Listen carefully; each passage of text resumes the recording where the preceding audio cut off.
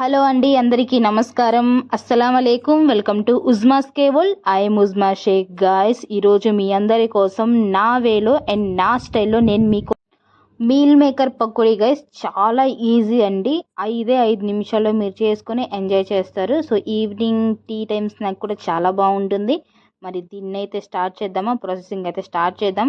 First అయితే ఒక bowl తీసుకొని నేను అందులో 1 కప్పు వరకు అయితే మీల్ మేకర్ని తీసుకున్నాను. ఇప్పుడైతే స్టవ్ మీద ఒక గిన్నె పెట్టి అందులో నీళ్లు పోసి ఈ నీళ్ళు అయితే మరగనివ్వాలండి.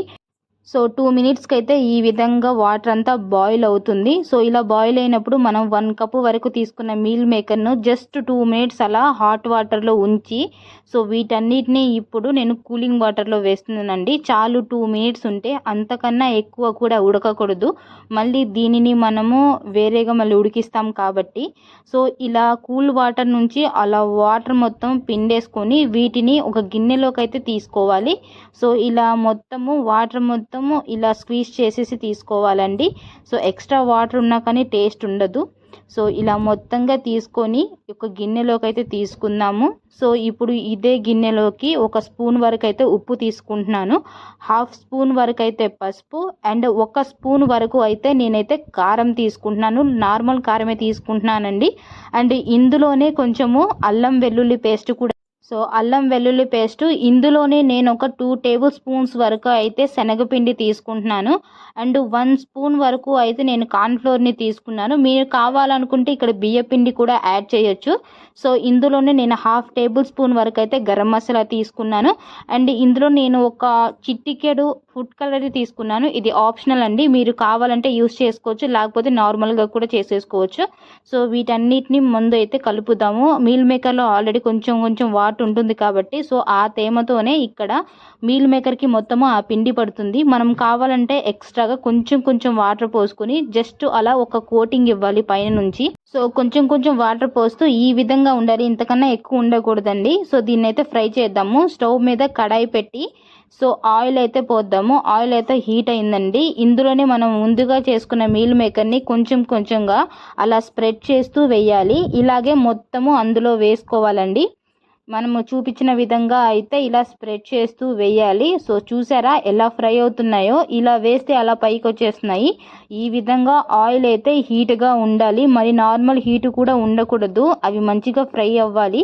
సో ఈ విధంగా అయితే ఇప్పుడు మొత్తము వేసి అందులో సో కొంచెంగా అయితే తీసుకుంటూ వేయాలండి. మొత్తము ఒకేసారి వేయకూడదు, అది ఒకే దగ్గర ముద్దలాగా పడిపోతుంది. కొంచెం స్ప్రెడ్ చేసుకుంటూ సో చూపించిన విధంగా వేయాలి. అలానే వాటిని ఒక 2 మినిట్స్ వదిలేయాలి. 2 మినిట్స్ వరకు వాటిని కదపకూడదు.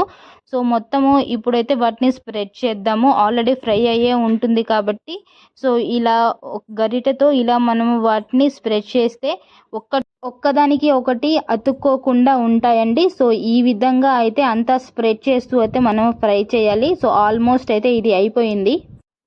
ఇంకొక 3 మినిట్స్ వరకు అయితే వీటిని అయితే ఫ్రై చేయాలి. సో చూడ్డానికి ఇవైతే ఫ్రై అయినట్టుగా ఉన్నాయండి, కానీ ఇవి ఫ్రై అవ్వలేదు. ఎందుకంటే మనం ఇందులో ఫుడ్ కలర్ వేసాం కదా, దానివల్ల మనకి అలా అనిపిస్తుంది.